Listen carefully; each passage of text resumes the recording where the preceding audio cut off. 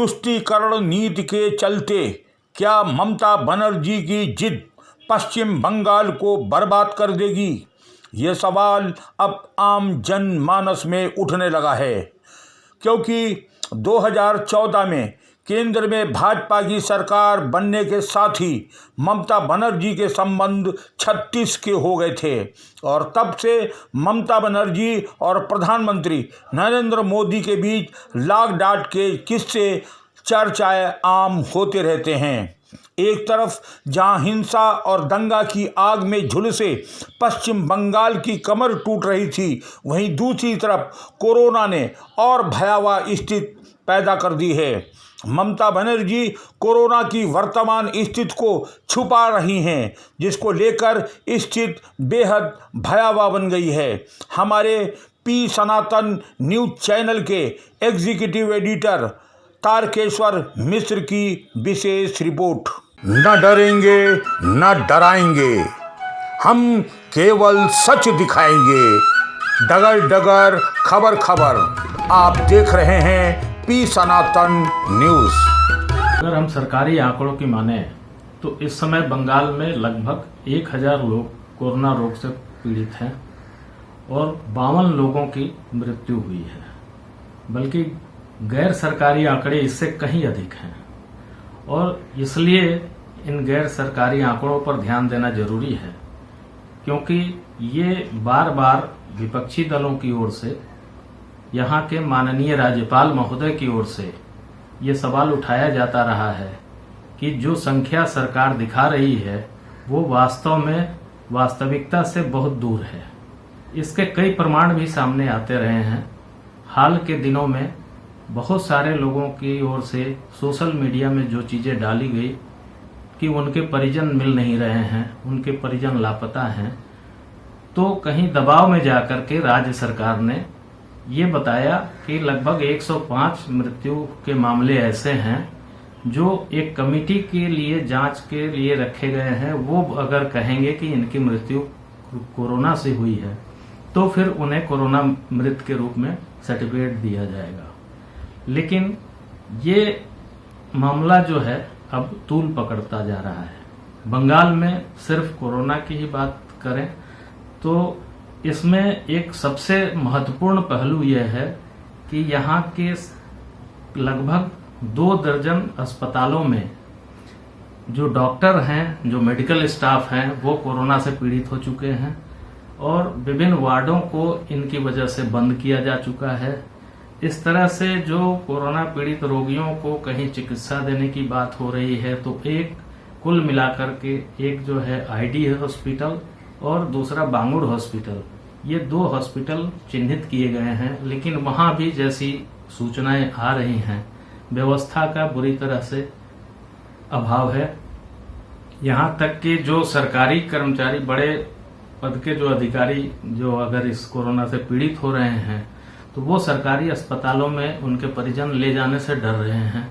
उन्हें किन्हीं प्राइवेट अस्पतालों में ले जाकर भर्ती करने की जरूरत पड़ रही है। ऐसी स्थिति में राज्य के राज्यपाल ने कई बार राज्य सरकार का ध्यान इस ओर आकृष्ट किया है और मेरा मानना है कि राज्यपाल महोदय के दबाव में ही कहीं न कहीं केंद्र सरकार ने 2 केंद्रीय टीम भेजी। दोनों केंद्रीय टीम के दौरों के बाद थोड़ी स्थिति में सुधार की गुंजाइश दिख रही है। बावजूद इसके जो लॉकडाउन, जो जिसको आप कह सकते हैं लॉकडाउन की स्थिति, जबकि बंगाल के 10 जिले रेड जोन में हैं, लेकिन ये लॉकडाउन की स्थिति जो है कहीं भी ठीक से पालन होना मुश्किल है, क्योंकि जनता को जो शुरू में जिस तरह से यहाँ के पॉलिटिकल पार्टी के नेताओं ने बरगलाया, उन्हें बताया कि भाई ये मोदी जी की जो है वो टोटकेबाजी, दीपक जलाना, थाली बजाना, इस टोटकेबाजी से कोई मतलब नहीं है कोरोना रोग का। और जनता ने लगभग उसी चीज को पकड़ के आज तक रखा है। खासकर एक आप कह सकते हैं जो घनी बस्ती वाले इलाके हैं, वहां पर स्थिति अत्यंत चिंतनीय है। और खासकर अभी जब जैसे जो रमजान का महीना शुरू हुआ, जब लोगों ने सख्ती से लॉकडाउन पालन कराने की कोशिश की, तो जहां तहां पुलिस पर हमले होने शुरू हो गए और पुलिस पर हमले भी इस तरह से जैसे कि आप समझें कि पुलिस को दुम दबा के भागने की स्थिति आ पड़ी है। और इन स्थितियों की जब मुख्यमंत्री से चर्चा करने की बात होती है, मुख्यमंत्री के सामने कोई पत्रकार सवाल करता है, तो मुख्यमंत्री का कहना होता है कि भाई ऐसी इक्का दुक्का घटनाएं पूरे देश में हो रही हैं, आप लोग इसको तुल कलाम क्यों दे रहे हैं। तो ये स्थिति है। दूसरी जो एक बहुत बड़ी घटना है कि केंद्र सरकार ने जो यहाँ की जनता के लिए जो पीडीएस के माध्यम से जो अनाज देने की, खाने पीने की सामग्री देने की जो घोषणा की थी, उसके वितरण में व्यापक धांधली का आरोप है। कहीं भी उसका सही ढंग से वितरण नहीं हो रहा है। इसको लेकर राज्यपाल ने भी सवाल खड़ा किया है।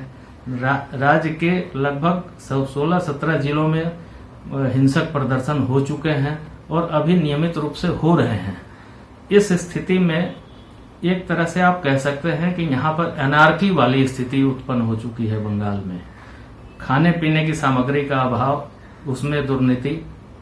दूसरी ओर कोरोना रोगियों के संख्या को कम दिखाए जाने से लोगों में जो है वो असुरक्षा का भाव, पता नहीं है किसके मोहल्ले में, किस इलाके में, कहां से कौन सा कोरोना रोगी निकल आएगा, और लोग जो है एक तरह से अब डरे सहमे से रहने को विवश हो चुके हैं।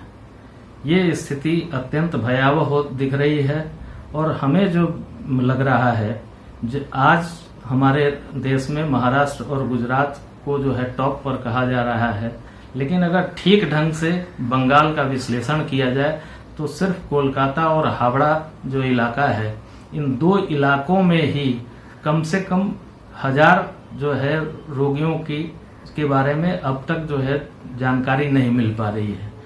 इनको खोज निकालने की जरूरत है। और वास्तव में ये स्थिति ऐसी है जहां पर केंद्र और राज्य की लड़ाई की बात हो रही है।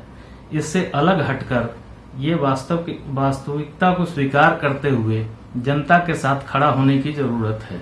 अन्यथा ये जो बंगाल है वो आगे चलकर सबसे बड़ा कोरोना का हॉटस्पॉट बन सकता है। सबसे बड़ा जो है विस्फोटक जो है वो चित्र ये दिखा सकता है।